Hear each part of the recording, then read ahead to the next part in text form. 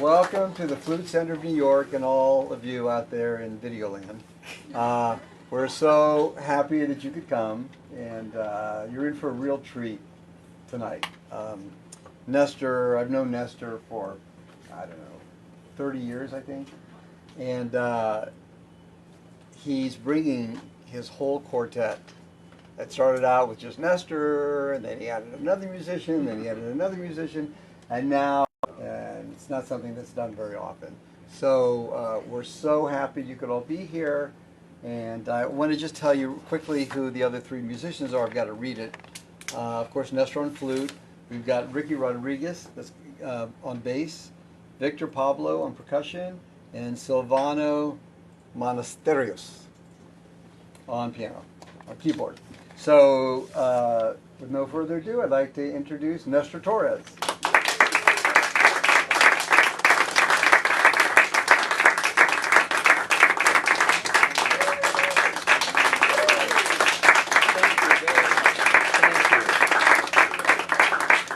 Good afternoon. Thank you for braving the rain. Very meaningful time. Giovanni. Silvano Monasterios will be coming, excuse me, a little bit of housekeeping so that once we start things can go relatively smoothly. We have the cavalry coming in soon.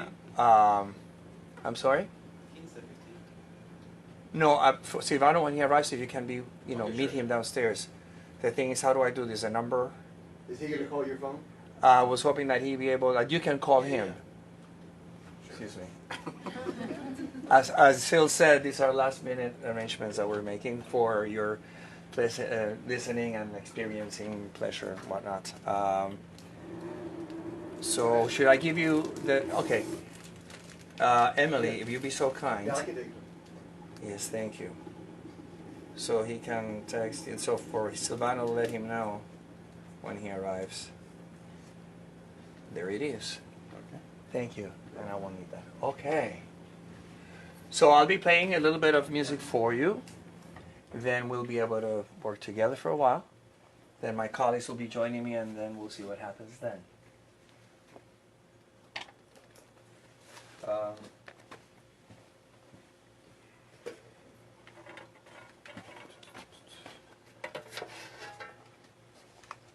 See, I came prepared.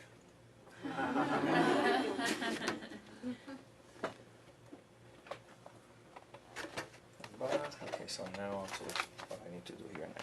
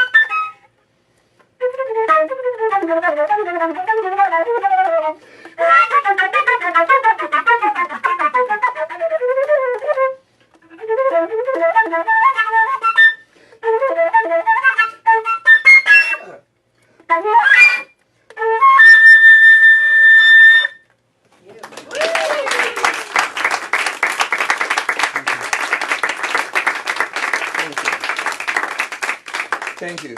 So I figure that the class begins now with the performance. So I'm going to let you in with my process of what's going on. This is New York City. We're across the street from Jazz at Lincoln Center. I'm with Phil Unger. It's all of you here. So, you know, I know that you're all very discerning, you know, musicians and listeners, and so I am more self-conscious and nervous with this audience, with you, than I am when I play for thousands, you know, anywhere in the planet. And it's interesting because I kept observing myself. I've been doing a lot of different things, from Latin jazz to classical to smooth jazz, fortunately. And so when it comes to time to prepare for a solo recital, it requires a lot of work and a lot of time that I had not put into. And this is not an excuse or justification. I'm sharing the process. And so I wanted to really do Bach, and I really wanted to do really Bach. But there's no time. So I do what I do with Bach. So I just did, you know, my own arrangement in the Partita, which I've done for a number of years. And interestingly, it was not quite as I had wanted it to be, quite imperfect here and there, for those of you who really kind of like know this well. And what was happening is, what I'd like to call, and I think that is going to be a theme throughout our session, time we spent together, the mind freak. The question of the mind freak. What that means is when we get in our own way, rather than showing up and just letting the music flow. You know, that constant struggle that we have within ourselves, which ultimately has more to do with, not more to do, but it has to do with things that are beyond the music, has to do with our own personal process as human beings, as artists. See? And so it is that kind of thing, because we're so judged, and am I going to get it right? So I really don't want to mess it up. And so at some point I had to decide, okay, I can not fake my way through, but I can improvise and do what I do comfortably for your enjoyment and explore, you know, I can do that, which I was thinking about. But then I said, no, let me do this, and so I can show you what my process is, whether I'm prepared or not. Because guess what? No matter how well you prepare, somewhere along the line, there's something you're not quite prepared for. Am I making sense? And so whether it is in our performances and professional engagements, or playing for the joy of it, or confronting a situation with family, finances, living in the city, whatever, music is life, life is musical. Okay, so with that, that's what that was. I'd like to do a couple more things for you. So that was, needless to say, Bach on the Partita. And I'd like to take a little bit of a journey south. I'm going to go way down. I'm going to do one of the Piazzolla Etudes. I'm going to do the number 1. And then I'm going to share something that is quite new from Venezuela. Let's see what happens with this. So now my challenge is to forget that you're all here. And just really, no, it's not true. Not to forget that you're here, but to really share with love and appreciation and excitement. See, that's, why would I forget this joy? Why can I look forward to this and now I'm going to block you out? Isn't it amazing what we do to ourselves like that sometimes? So here it is. I love this music and I want to share it with you, and it goes like this.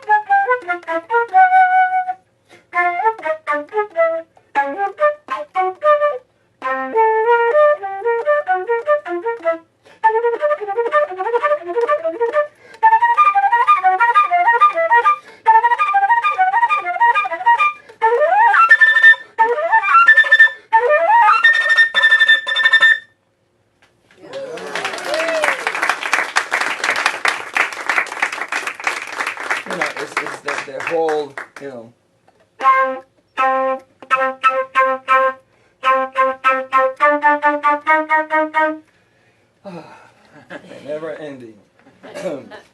All right. Questions, comments? Yes. Can I ask, what is your flute made out of? 14 karat gold. Okay. Yes.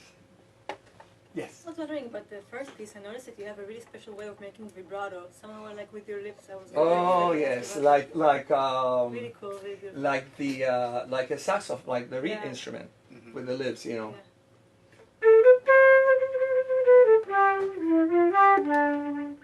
That was from a rendering from my 5 years of playing saxophone when I was just starting. And so, yeah, but long time ago. But yeah, that's it's just another approach of the vibrato, you know.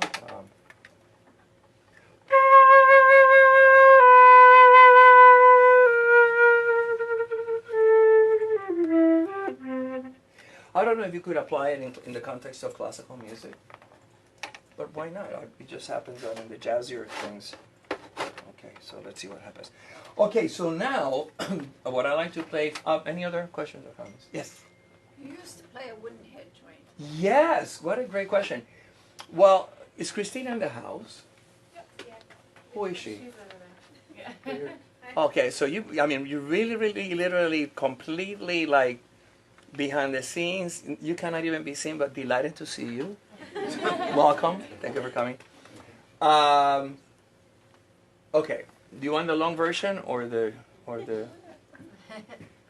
Actually, I think it's relevant that I share with you the story. I came to New York many years ago, and so I was very fortunate that as a teenager, when I came in New York, it was a time where salsa was still happening. It was very hot. And within the whole salsa craze, there was a musical, the kind of Cuban music called charanga. That is, you know, the violins doing the rhythm thing, singers in unison, and then the flute has a prominent role in it. And so I learned even to improvise within that realm, even before jazz, to tell you the truth. And it was baptism of fire. You know, it's like the Cuban kind of, you got to play the wooden flute, man, because that's the music, you know, the sound of the music. You got to play the wooden flute. It's like, well, you know, this is what I play. You know, the wooden flute is like 5 or 7 keys, you know, the Albert system. So I asked them, my teachers are very fortunate that I got to study a little bit with Roberto Socarrás, solfege, and Mauricio Smith was my mentor, the one that opened the doors for me. And I asked him, don't pay attention to that, don't worry about it, you know, you can do everything with this flute, with the, you know, regular flute. And I said, okay, fine, but it's kind of like stayed with me. Years later, I moved to Miami, and it is there that I discovered through Juan Novo, who was doing works with wooden head joints, that the sound of the flute is not determined by the instrument as much as the head joint itself.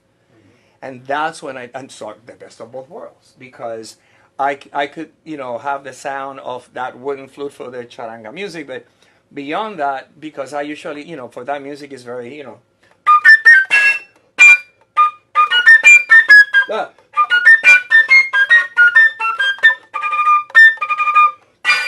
you know, it can be like, you know, really piercing. The wooden head joint makes it that much warmer.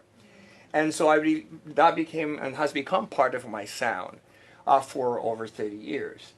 In the meantime, just before I got there, as an aside, I had the great privilege of studying with Sam Barron, a few lessons with him.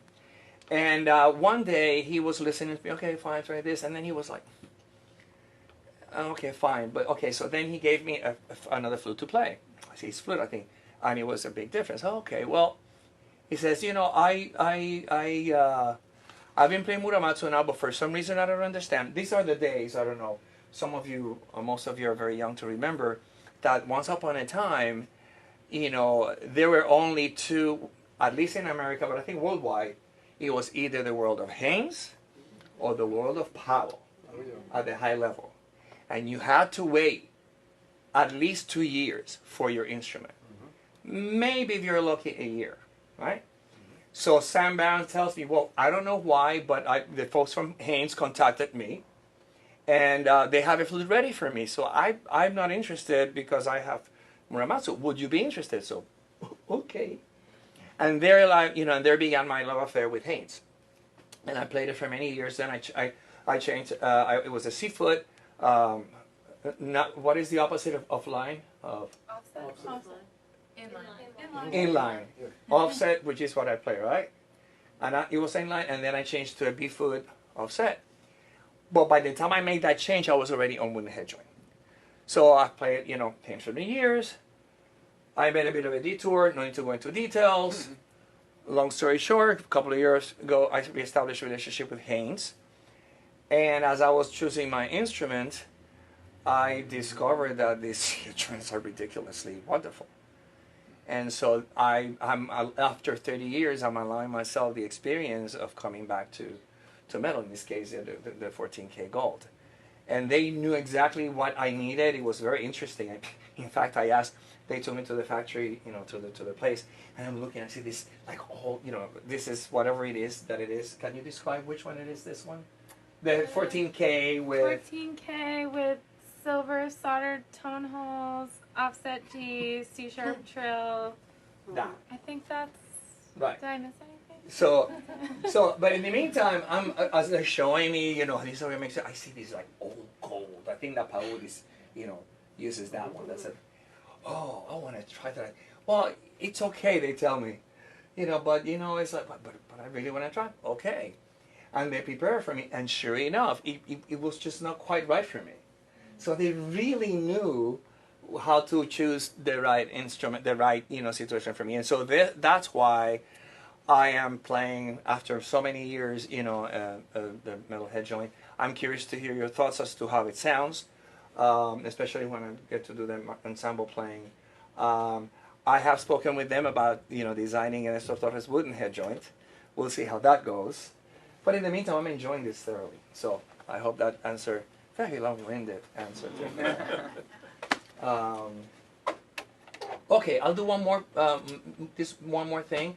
Putting myself on the spot really amazingly, whatever it is, and then we get to make some music together. How many of you are ready to play for me today? How many of? Okay, good. So far there will be 4 officially, and then when we do the jam session, if you thought you came here just to listen, think again. All right. So I've had the privilege of meeting and be working with, in fact, my flute studio in Miami is at the Carlos School of Music and Art, founded by Saul Vera and his wife Maria Eugenia Hernandez. They're phenomenal musicians. Saul is he's a scholar. He's really an expert on Venezuelan music. And so he's also a great composer and a phenomenal player, phenomenal artist. And okay, here we are. Okay.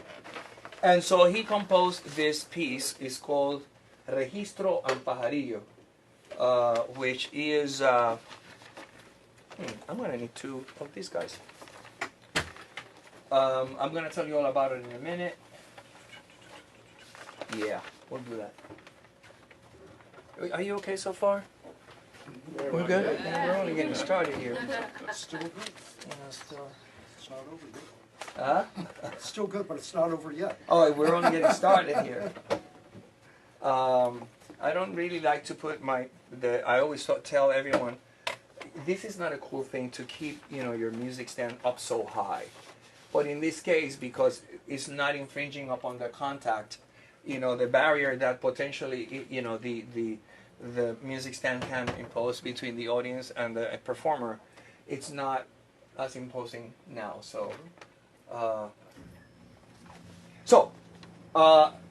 Registro y Pajarillo is the name of this composition by Saul Vera. He actually wrote it for Luis Julio Toro, a phenomenal, very prominent flute player from Venezuela. When Luis Julio saw this, he shied away from it. It's too much work. But I'm taking this thing on. And the Registro Pajarillo is based on a form of Venezuela music that is to be played with 3 instruments. And so his idea is to make those 3 instruments in this one solo. Let's see what happens.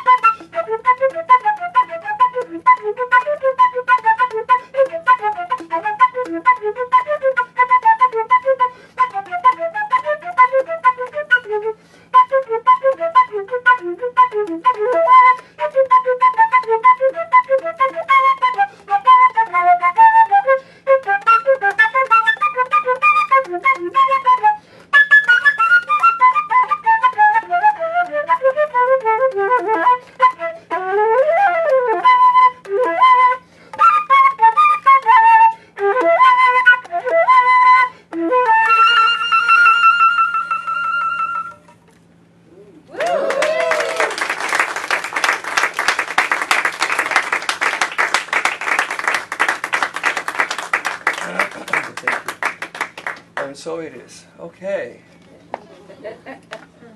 You know what? I need to settle this for a moment.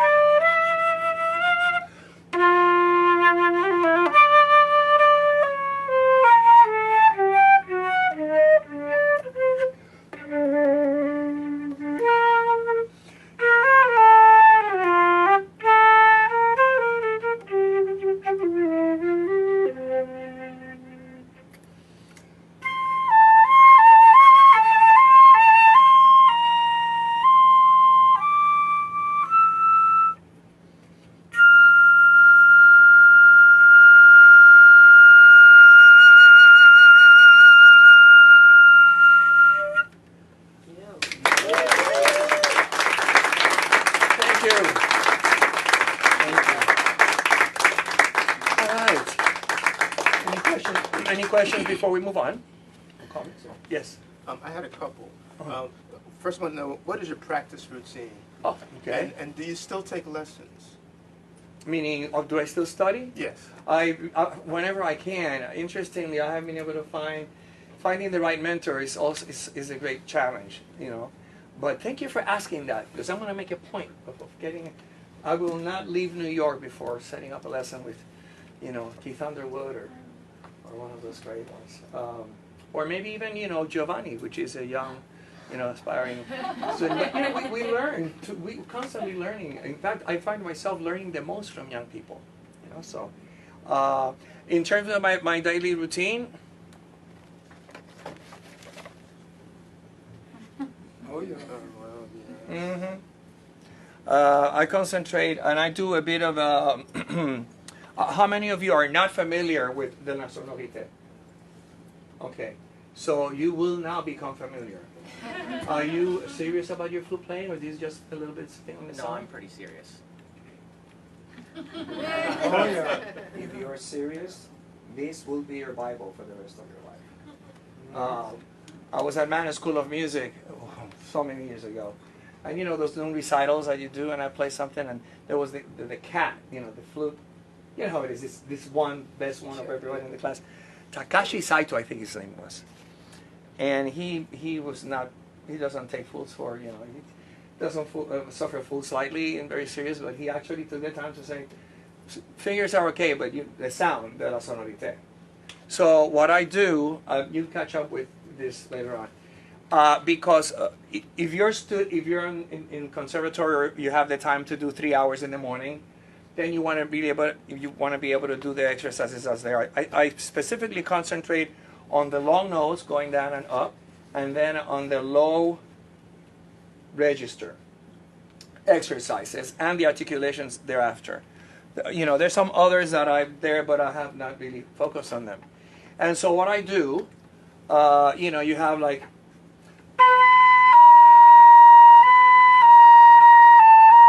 chromatic all the way down, and then you do it 2 notes at a time, 3 notes at a time. Now what I do is I will do that. First of all, are you with me on that song? Because I'm, you know, trying to understand. Okay, if you stop me if I'm getting too confusing here. So I will usually start, the first note is B. Instead of starting running the exercise, I just, okay, good morning, hello. How am I doing today? You know, 60 the crochet, you know, the metronome at 60.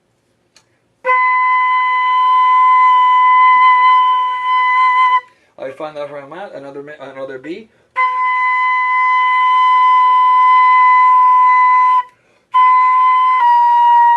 And then I begin the exercise. But I like to, you know, play the B a couple of times. Then I will, we'll talk a little bit more about it. I'll show you exactly the details, how I do a bit of a shortcut. But what is not necessarily on the book, when you're doing that, the choices that Moise gives us is like 1 note at a time, 2 notes, and 3 notes, 5 notes, and then I just go straight to this one.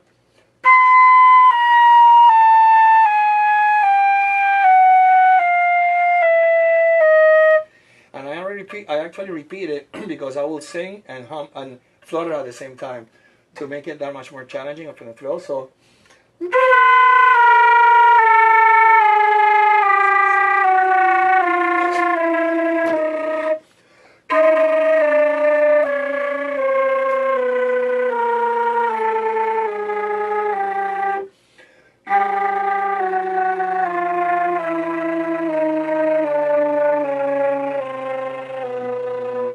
If there's time, I will repeat it twice, once with the effect and one and the word.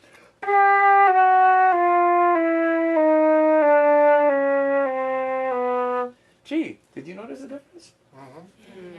Yeah, okay, I should have done that earlier. Well, I did do it, but it was this morning. And then then finally, instead of doing it a quarter note, 60 per quarter note, I double it up.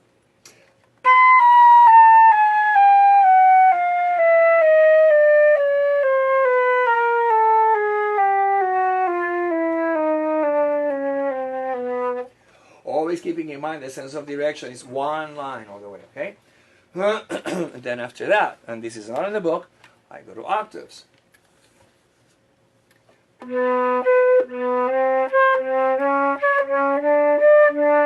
Wherever I need to take a breath, I don't go on. I start again from where I left it. See?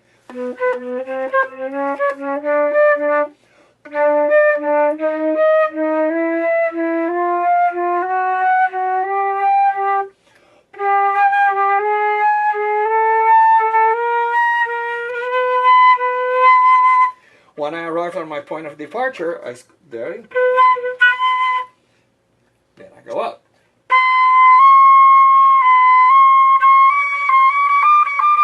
Until I get there, I try to get to the F. One of the things about changing the, to middle head joint, the very high notes are very hard for me now. And then maybe, just maybe, the F won't come out. But I go until the D as normal as possible.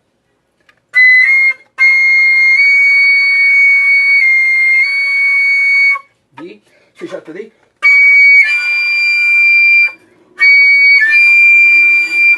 If you really want to do the extra ones, E flat, E, and F, then be flexible and be gentle with yourself.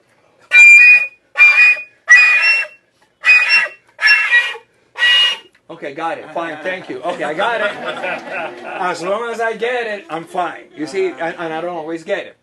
Then, from the B to the G.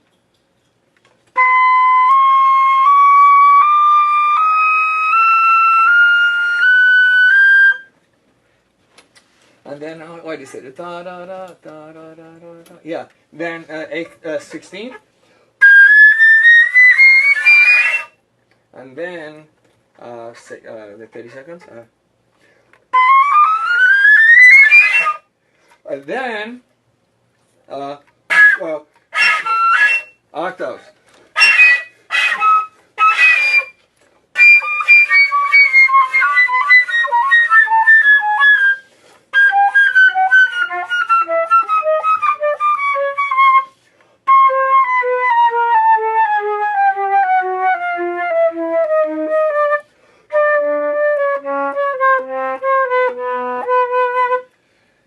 That's how I started. It's all about the sound. It's all about the long notes. Then, I don't know where I got that from, or if I have a mixture or something, I do chromatics. And I alternate between this. And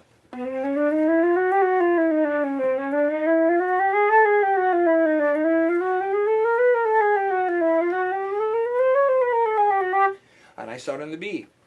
And then the next day, then I do.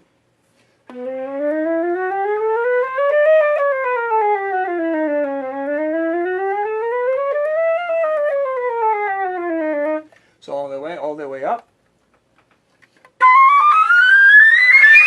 Whatever, it's not it. But interestingly, since I start on B, it kind of like it goes into the whole note scale.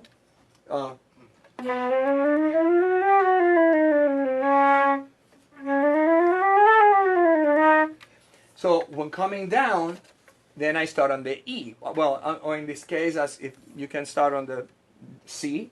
And then I'm also much looser, much more flexible in that very high register, you know, because it's pretty intense.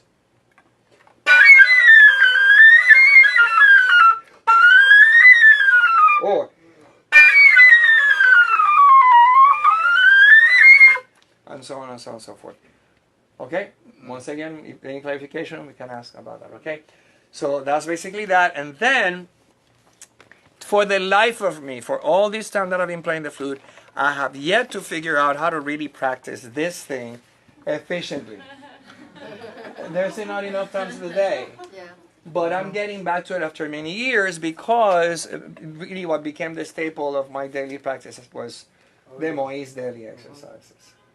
Because this is very thorough and these will get you in shape. Galway talks about this one. James talks about that, you know. So, yeah, daily exercises, the flute by Moïse. and the Tafanel and Gobert, of course, the 17 exercises. But you know, the one that I focus on the Tafanel Gobert, that I've been going back to, is this one, the basic one. You know, like, and I like to start on the B.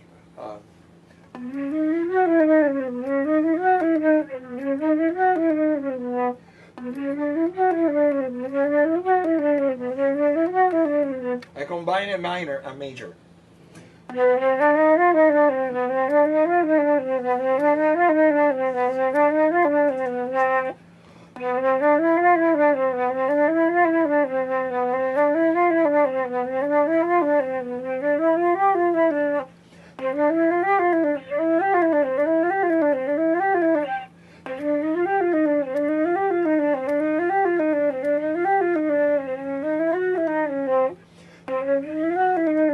So on and so forth. The major.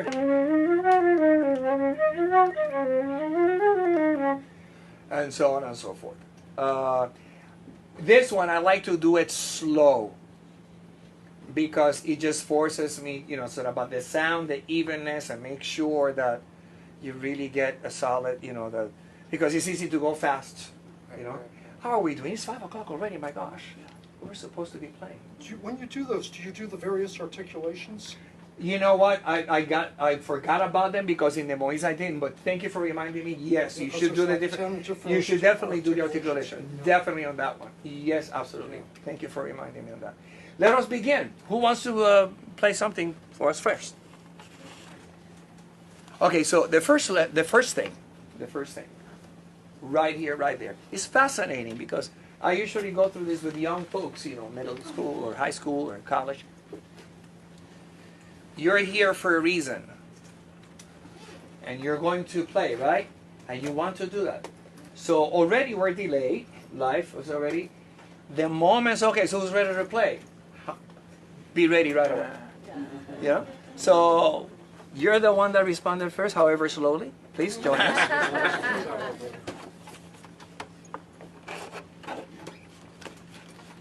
What is your name? Darwin. Hi, Darwin. Let us be ready. What will you be playing for us today? Bach, in fact. Really? The Partita or? Yes. I have a feeling. You see, that was also the thing. I had a feeling that I would put myself on the spot and play these pieces that is, as you could tell, is not what I do 24/7. You know, I mean, between my Bach and Over the Rainbow, I guess you can tell a little bit of a difference. Absolutely, right? And I feel, you know what, I'm going to learn. One of the reasons I decided to put myself out there is, okay, I'm going to really learn something. So, please. I don't think I have to tell you much, can I? So you know a little bit about him? Huh? What's your story? Me? Yeah. I'm from Puerto Rico. Puerto Rico. Okay. Yes. Nacido y criado or born here? No, I was born there. I was born and raised in Puerto Rico. Okay. And actually, we met in 2010 at the conservatory. So you were there? Yes. You were a child then? Yeah. 10 years ago. There's nothing wrong with being. We were all children at some point. Don't you wish that we were children once again, at least? Yeah. Okay, go ahead. Looking forward to it.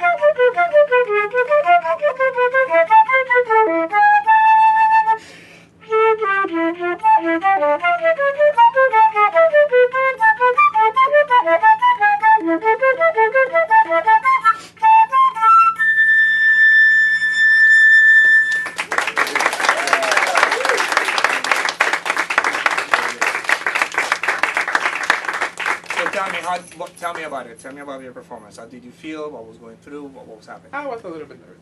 A little bit. Okay, understood. At the end, you were like, oh, "I'm almost done. I'm almost done. I'm almost done." And that's why you got really nervous. Okay. Okay. Within the context that you were a bit nervous. Yeah. Tell me I think about I didn't play like I intended to play. which was A little bit smoother. smoother. Okay. Yeah. Like for example. Okay,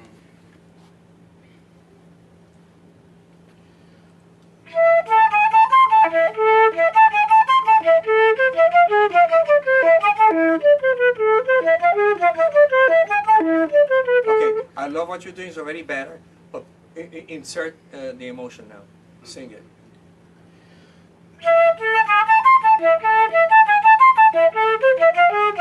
Okay, I'm sorry. I'm telling you, be emotional, and of course, you cannot tell anybody to be emotional like that. I'm not gonna go there.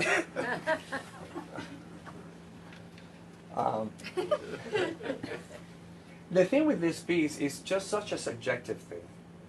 You know, interestingly, you're doing something that I relate to because you're not articulating, keeping your variations on articulation to a relative minimum. My choice is also to play the ta ta ta ta ta ta ta ta. But it can get a little bit monotonous, and it's not you. It's just because I'm observing that the challenge is that if you're going to play like that articulation like that, you have to exaggerate the lines.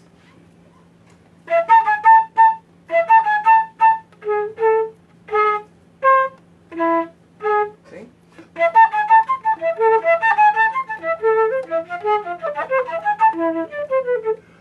And exaggerate the dynamic.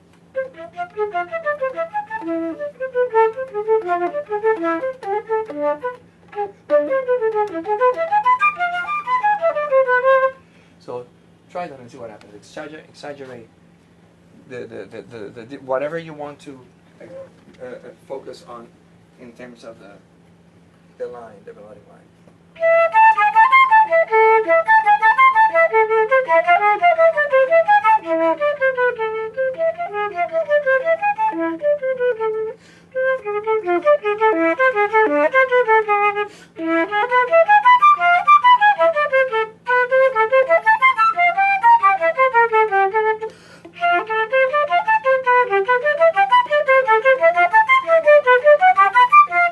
Good. I'm liking it. I'm liking it. Right? Can you tell? But it's taking you a minute, and I'll tell you, I struggle with it too. I spend so much time on that the beginning. How many of you have played this? Let us play together that. Let's get your flutes out. Do you mind if you can have them join you? Let's see how much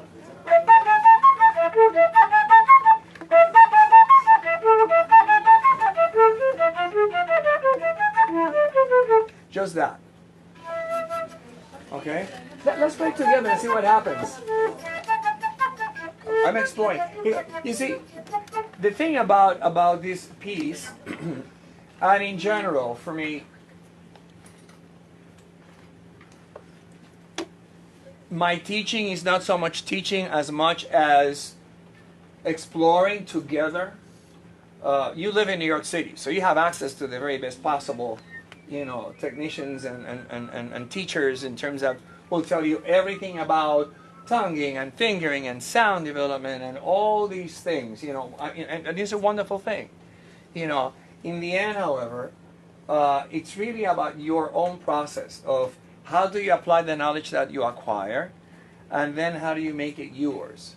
And so my intention is always to create a safe, and I don't know if safe is the best word to use, a safe environment through which we can be free to explore and share together. Okay? So let's see what happens. Let us play together, and we follow your lead. We follow your lead as to da di da da di da da da da da da da di da da da. Actually, just that. Da di da da di da da da da da da da da.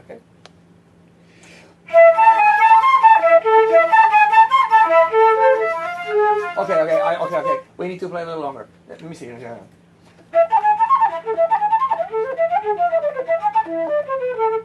That. Okay.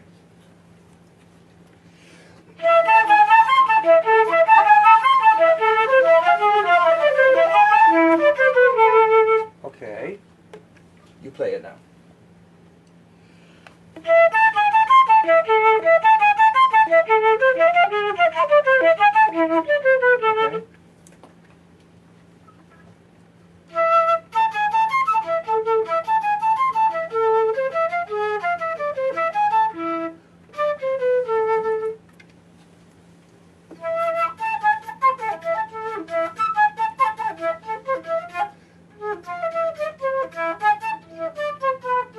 Okay, long notes. Nothing, a little prescription of long A notes. little nervous. Okay. And what would that be? Because of who I'm playing for. But you're not playing. Okay, thank you. Who's listening? And it's easy for. So you should know. You see, I'm ready to say, don't feel like that. In the meantime, let me shut the house, and I'm so nervous. I don't know why. But I know, but it's, I know about being nervous like that. What to say? I don't know, because I experience it. Therein lies that constant search of being centered enough. What is the purpose? And the thing about it is, you're playing for. Who am I playing for, as opposed to who am I sharing the love of music, my love of this piece with? I love this piece. How can I share it? But yet, because this is not my main language, I'm a little self-conscious. Anyone wants to play that first phrase? Okay, so back to again.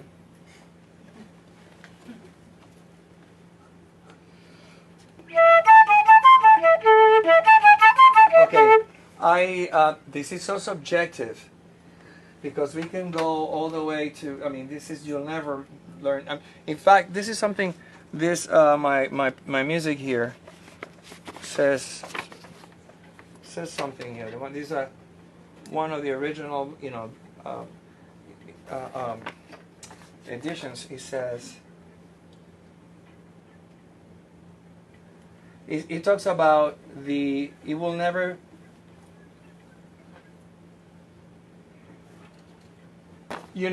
what he's saying is you'll never be able to get it right. That's what he said. That, this is the kind of a piece that we'll spend a lifetime trying to figure out how to do, and we'll always be searching it. Now, the thing about it is they're all even 16th notes.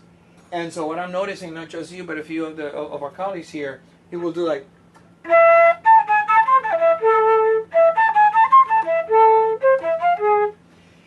and I think that, it may lose a little bit of momentum. So there's a lot of implications that need to be happening. It's like slight, suggestions rather than literal, I'm going to focus on this note. I'm going to focus on this note, that, you know, kind of thing. As opposed to, I'm going to focus on this note, I'm going to da da da da da da da da. Okay? And the challenge is because that pop, that bop. Play that me. Oh, you have a beautiful E. Mira, brother. Okay, that, okay. Pa, so empieza pa, pa, pa, pa, con eso mismo. No lo piense.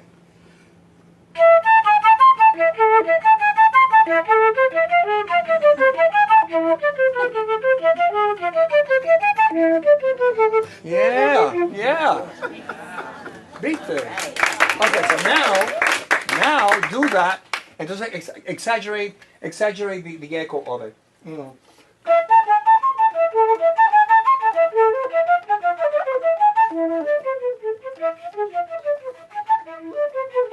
You know, the pianissimo kind of a thing. But make sure to keep the flow. Don't let it fall apart. But just see what happens if you work with the dynamics a little bit.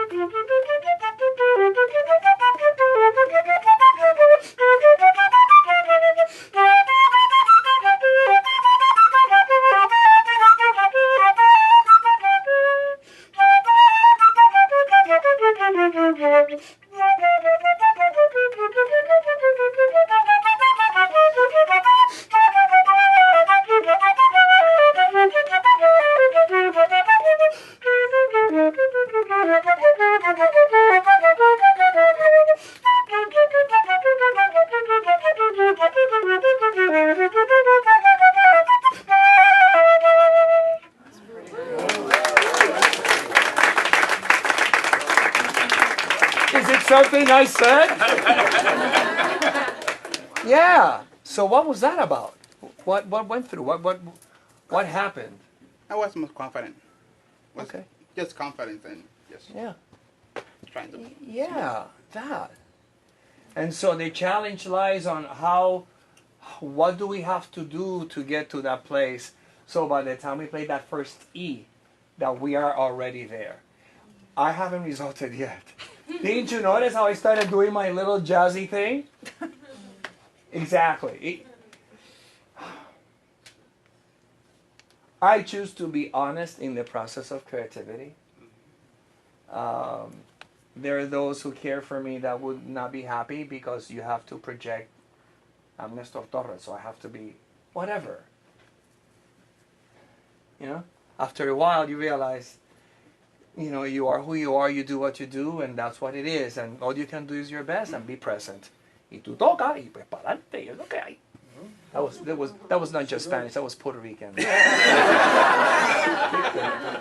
So I'm liking that. So you improvise too? No. Oh! We're going to see you back in a moment, okay? You're good? Yeah. ¿Alguna otra pregunta? No. Excellent. Thank you so much. Good job.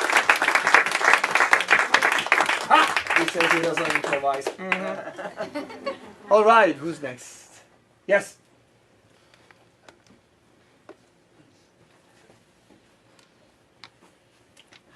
I wasn't sure what to play first because there were 3 different tunes. Uh-huh. I wanted to do jazz tunes, okay. I wasn't sure if there was going to be a rhythm section. There will be a rhythm section later that's on. later. So the one tune that I'm thinking of probably doing is Spain. Ah. The other one that I was thinking of was Confirmation. Okay. And the third one was one by Maraca. Okay. Armando Valle. Yes, I know. I know of Maraca. In fact, we're going to be together at the Flute convention. Yeah. Why don't we do Spain? Want to do a little Spain? Yeah, sure. We're going to get to it later on, but let's see what we have. And I have a chart for Timbita. Okay. So that we could do that later if you want. Oh, what is your name and tell us about my name you. is Ric Frank. I started out on flute as a child.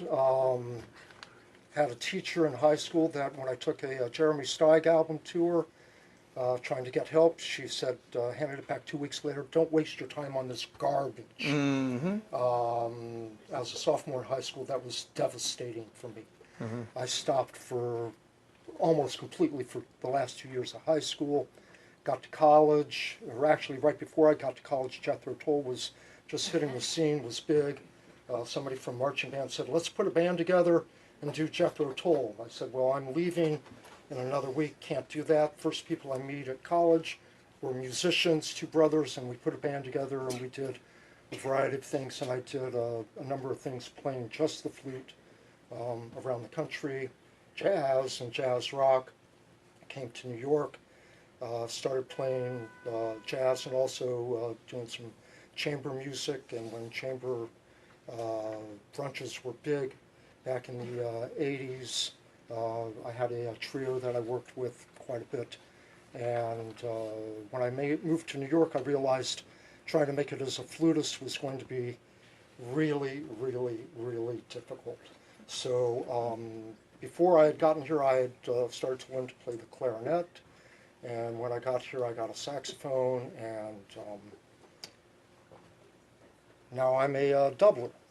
But your love is the flute. Oh, flute is my first love. So let's go. Oh, without a doubt. And I just retired from teaching, so I'm going to get back to doing Excellent. much more flute. Excellent. I'm working on putting together a Afro-Cuban group doing a lot of maracas music.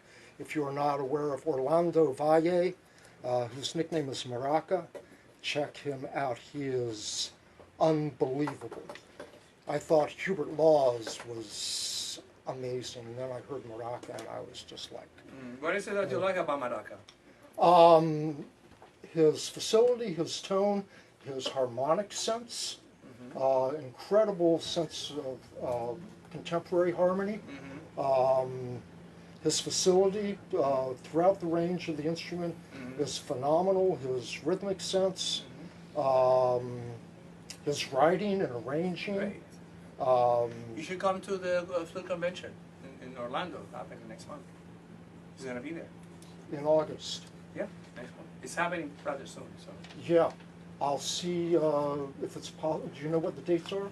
Yes, we'll talk a little bit Yeah, about we'll talk after the later, class. 'cause Please play some music for us. Yeah, okay. Hopefully, well, first of all, I'd like to apologize for all my mistakes before I make okay. them. Okay, so you know what? From the outset. Okay. Stop. Stop. Why are you apologizing for your mistakes? Don't need I haven't to. made any yet. Well, the first mistake But you made. what's making it? the first mistake you made was setting the stage for the mistakes you're going to make. And I can say this because I did exactly. I started this putting myself out there, messing it all up. The pieces I played were they're so not together. But yet, it's my offering. I'm doing the best I can. And my struggle with me, I have to be very careful and not focus on the mistakes yet to be made. Okay. So, It's play also a Spain. little way to relate. Yeah, do you like to- Do you like Spain? Do you like the piece? Oh, very much. Okay. You enjoy playing it. Oh, right? absolutely. So please, will you share with us I the will- joy I will you do feel everything when you I play can Spain? to do that. Okay. That's all we want to hear. The joy you feel.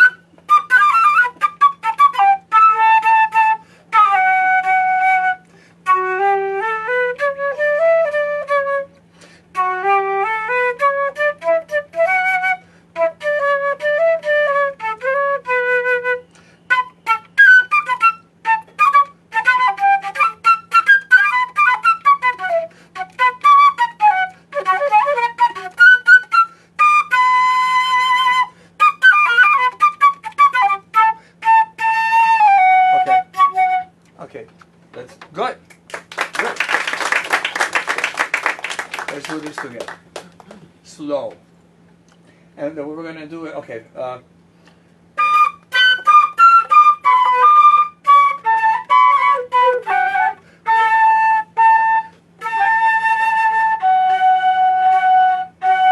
Again. So before we play it, we want to, before we play it, tan ti da di da da di da da da da da da. So you internalize the rhythm together. Okay, here we go. 2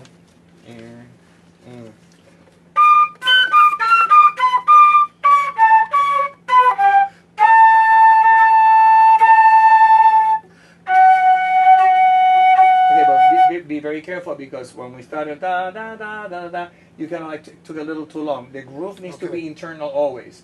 Especially, it's a good thing. We're going to do it later with the band. But the thing is that when you're doing something by yourself, you want to be sure that you have that internal groove going on. Sure.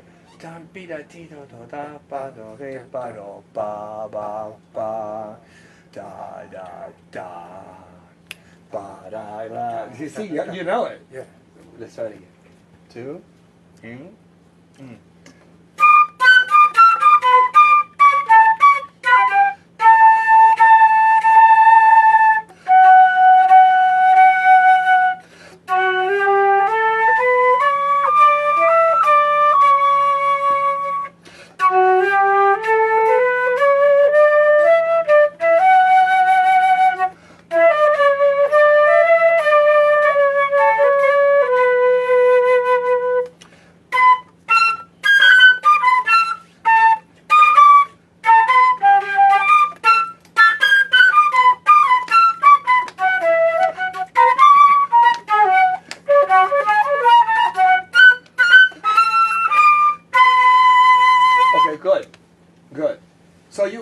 You have the sense of the rhythm and thing.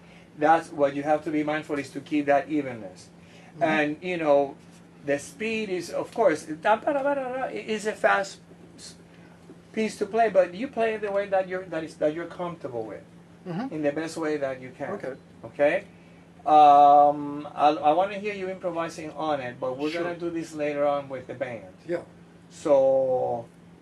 Is it okay if we spend a little more time on that later on? Yeah, no, that's fine. Okay, so we're gonna work on that with you when we with the last segment. Yeah.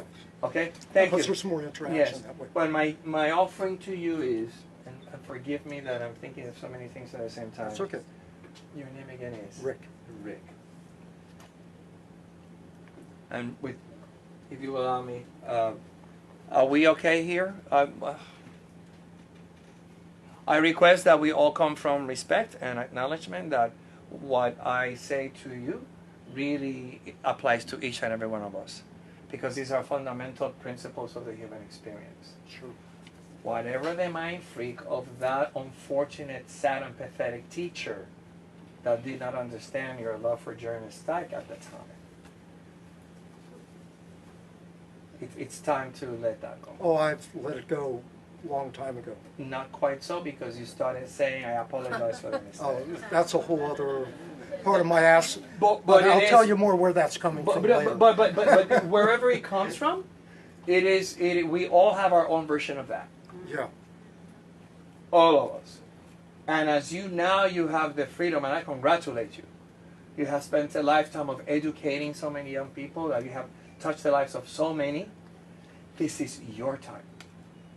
This is your time to really enjoy your music making and really go there with you. This is your time for you to take back the essence of who Ric is as an artist, as a flutist.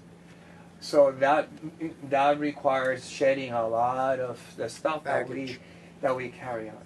And so, but it can be done with joy. It can be done with, courage. But it can be done, and you're doing it. And so your sense of rhythm, your sense of phrasing, all of that will improve and it will open up as you continue to challenge yourself to open your life further. So sure. That was one of the reasons why I wanted to do this. And congratulations. Thank you so much. I'm Thank so glad you. that you made it. We're going to play something. Yeah.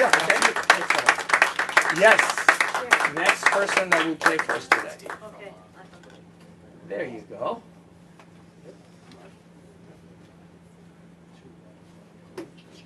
How many more are we? Do you have registered to perform today? 2 more for Masterclass. And then we have a few more people for the jam playing session. Okay. later. So it is her and 2 more? Yeah. Okay, very good. So I'll be honest, I didn't realize I need to prepare a solo piece, but I'm an improviser, so I will Okay. play. But you were, wait a minute. So you registered to Yes. be part of the masterclass, right? Yes. Okay. It's I just. But you don't yeah. have to whatever you want to. What did you have in mind that you wanted to? Yeah, I had in to mind. about? I play a lot of choro. I also come from playing a lot of charanga. I used to play Okay. with Doce de Coco. Okay.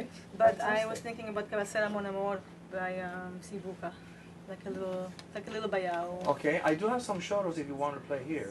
If you want to play them. We do? Whatever you like. If you want to play which this. choro would you? I have Nakada Tempo. I have which Doce de Coco. Let's play Doce de Coco together. Okay. Go figure. Okay, so I think I have it right here. Ding. For me, I play it by heart. Oh, so you don't need I don't use. Doce de Coco. Okay.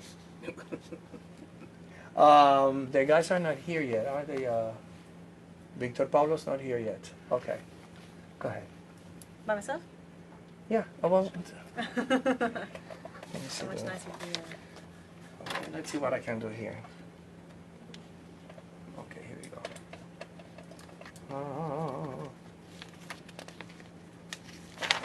Here we go. Okay.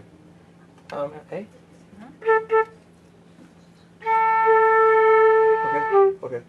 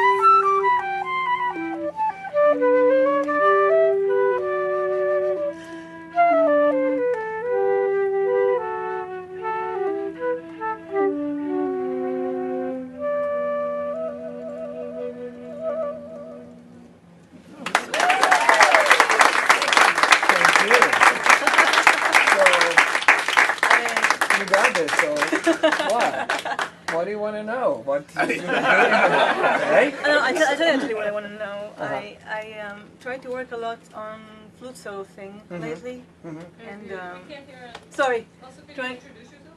Sure. Oh, that, yes. My name is Hadar Neuber. I'm originally from Israel. I've been here for 14 years. Come from the classical world, but used to play a lot of salsa and also charanga and jazz and Brazilian, and always felt like a bit of an odd bird in all of those scenes because I never belonged to any of those scenes really. Coming to New York, I felt at home because this is like the land of no scene, right? I guess. I fell really, really hard into charanga, which is why I really, really wanted to come and got introduced to that world. And felt like I really wanted to have a more natural sound, so I found 100 years old Haynes, also Haynes Flute, It's another Haynes, yes. which I'm really in love with. And Where will you find it? I wonder where I found it. Here. I have my own band of flute, bass, and drums. I write my own music, and but lately I do a lot of things that are solo and like solo flute on a company. like solo flute. Yeah, it's like uh-huh. a challenge I took on myself. Uh-huh. And it's cool for me when I have my effects, because then I feel at home. Like I can build my own spectrum of world. But when I'm just here, this acoustic is very dry, and everything is. You were playing some things, and you were also doing some like rhythmic patterns of like accompanying yourself, which I really liked. I don't know, maybe we could do something around that. I would love to know more about that. So we'll do something briefly, and then you can like join us. You can join us later for the jam session thing. Okay. So give me a groove, a charanga groove. How does the conga sound? Give me the conga pattern. Just speak it. Yeah.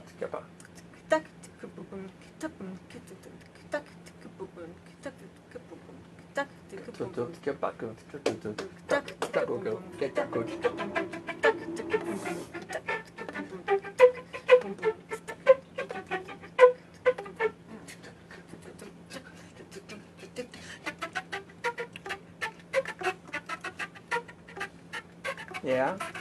So you got it. So then, but now play. So you got that internally, so now play. Build it up.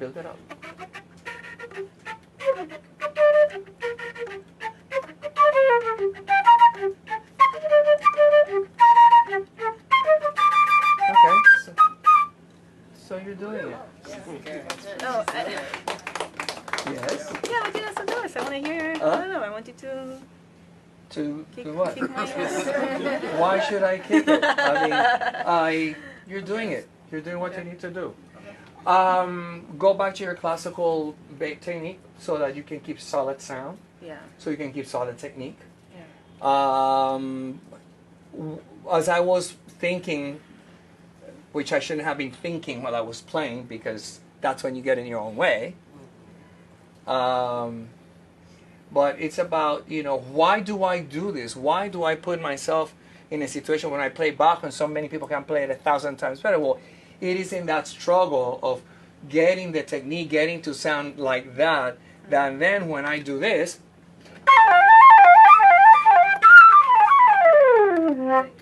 that comes from.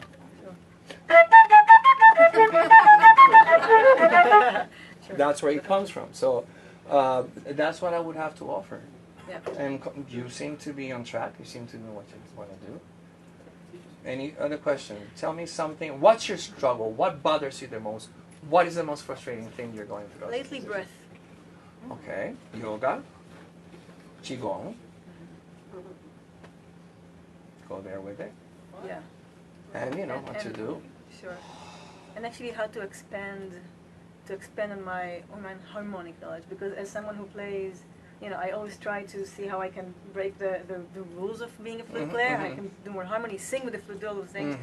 But I somehow feel like I would like to be more harmonically advanced and to experiment, and I'm not completely sure how to bring myself. So then you need to talk to Silvano Monasterio, one of the greatest pianists on the planet. That's going to be here for us today. Oh, So and with that, him and other colleagues, musicians that you enjoy their harmonic, approach, and try to work with them, having, seeking mind.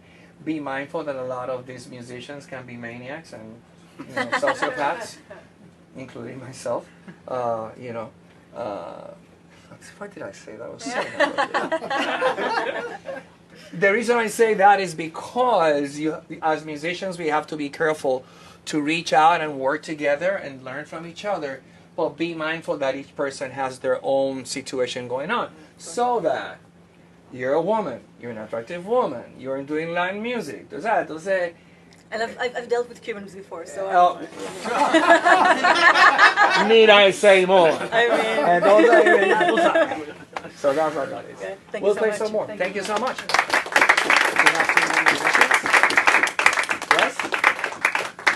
Yes. Yes. Hi.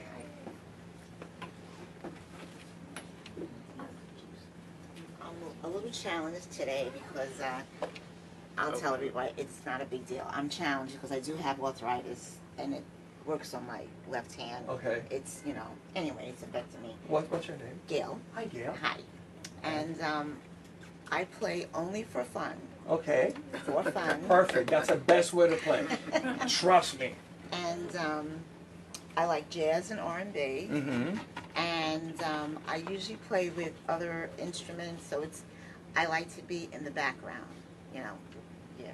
Mm-hmm. So, and I feed off of everybody else, you know, when they're playing. Okay. So That's great. yeah.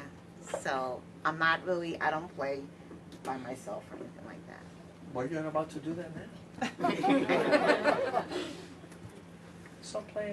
What is one of your favorite? Something short, That's okay. easy, because my arm. That's fine.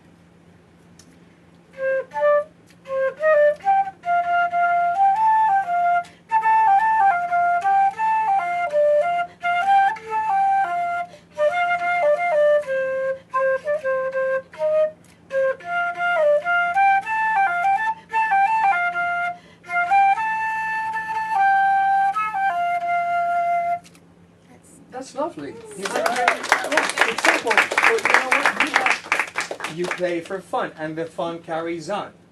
And so you're able to communicate that even without, you know, accompanists. And somehow the rhythm of the day, or it's really summoning us up to really bring the other folks to come and join us. So we're going to do some more work with you. Who is the other person? Ese. Venga. Gail, we're going to, because you expressed that you like to play with others, so we're going to spend a little more time on that when we make the transition. Okay? Ricky Rodriguez is not here yet. So the one song that you wanted to do, we're not going to do that. Okay. So we're going to do something else. Giovanni is, tell them about who you are and what you do, Giovanni. Giovanni, de Puerto Rico. I've been in New York for 2 years now. Can't hear you. Okay. From Puerto Rico, Giovanni. I've been here for 2 years now, and working in the Flute Center since December, I think 18 or 19 maybe. I'm working on my DMA at Stony Brook with Carol Winston, and also a little bit of jazz with Ray Anderson, a trombone player. Yes, you can learn from a trombone player. A lot, most certainly, yeah. So we're practicing those slides and all this stuff. And yeah, I'm here. Okay. So, play something classical. Even if it's just a passage, something that you're familiar, that you feel comfortable with. Let me see. I don't think you guys have heard this one yet.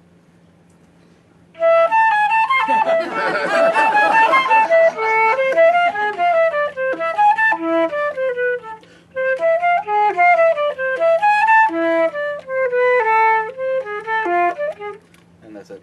That's all I know. Okay.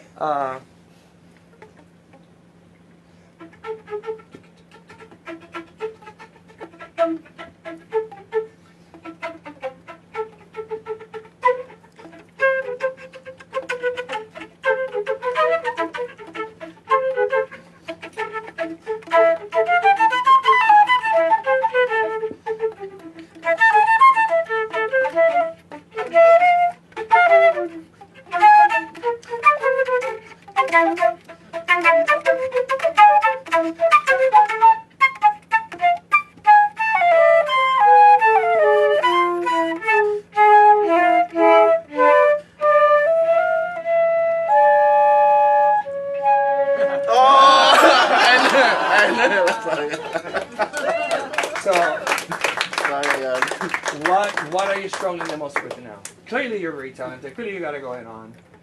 But what is your what's troubling you? Are you stuck in something? Are you? You know, believe it or not, I get super nervous when I'm about to play. Mm-hmm. That's something that really is hard for me. But it's mostly classic. When I play jazz, it's really natural, yeah. Not normal. But classical, it has to be super perfect. I always find that's like challenging to me, and that's something that I've dealt with. Like, how How have you dealt with it? A lot of mental practice, a lot of practice, and trying to play a lot in front of a lot of friends before the actual performance. Sometimes helps at least a little bit. I still get nervous. But yeah, that's so much fun. Well, I still get nervous when I play classical, as you could all tell today. So let's get some work. Let's get some work done with the rhythm section. That we have. Okay. Okay. Yes. Thank you, Giovanni. Okay. Actually, we're a little bit ahead of schedule here. So we have Giovanni, we have Gail, we have Rick. I really want to play with the rhythm section. Hadar. Hadar, right? Ha. Ha. So he's not ha. Hadar. H. So you don't pronounce the first H. You don't pronounce ha. I see H. That's That. Hadar. Okay. Okay. And of course, so we'll have them as a core. So at this time, we will make a bit of a transition. I'm very proud and very grateful that these gentlemen have chosen to join us, take a bit of their time to spend with us. I cannot say enough things about them. Last time we made music together, we were actually in Australia, in Melbourne, Australia. Although we did get to do something after that, didn't we? What did we do after that? I don't remember. Yeah, no, I got to see. I'm happy to have you. Ladies and gentlemen, please say hello to Victor Pablo. And Maestro Giovanni Perez. So let's go ahead and create. Sí, entonces aquí the keyboard. So while they're doing that, I'm going to really attempt to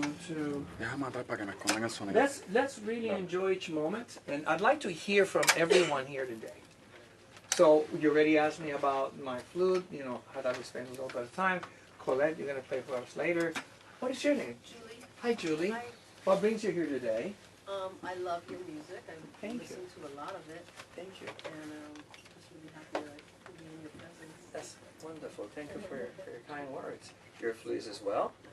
I am. Amateur, professional? I don't know. I guess I'm professional. Okay, and who are I'm a jazz flute player, and I'm a teacher, and I've been playing for a while. That's fantastic. Thank you once I mean, again. I'd love to take my, a few more levels, a few more flights up the stairs. What do you think you need to do? What is your challenge right now? My challenge is finding the time to just shed. To practice, okay, Yeah. okay. Practice the stuff that I want to practice, which is, I love like your fast high chops. May I suggest that start with this? I know that this is deceiving because you want to do the chops with the slow scales and long notes. And transcribing, I'm still transcribing a lot of stuff. Even if you want to measure a I've day. also started to double, so I'm an alto player. Oh. For a really, really long time, I started to focus on that. That alto, and then I get into a whole other bag. So. Well, that's a much more of a reason why for you to really do your long notes so that you can balance that out. We could really spend some time, Gail as well. You? My name's Iona. Iona, thank you for being here. I know that you I love your music. Thank you. And I started playing flute when I was 10. I've been playing pretty much my whole life.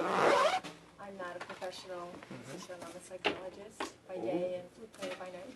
Wow. I'm fascinated by your journey because I guess, how would you diagnose, what is the clinical translation for mind freak? I think if I understand correctly what you mean by mind freak is just almost like deer in headlights when you get kind of paralyzed in that moment and you have to kind of breathe through it and just kind of be present as you're saying. And I mean, I really like what you said about thinking about sharing your love in music rather than performing for someone. And I think for me, I have to say actually that's been really helpful. Because for me, my issues have been that I have a lot of difficulty crossing over into jazz and with improvisation. And I think trying to let go of that gradually is really helpful. Okay. If I'm expanding, for me the mind freak is the kind of conversation we have with each other, with ourselves. I'm not going to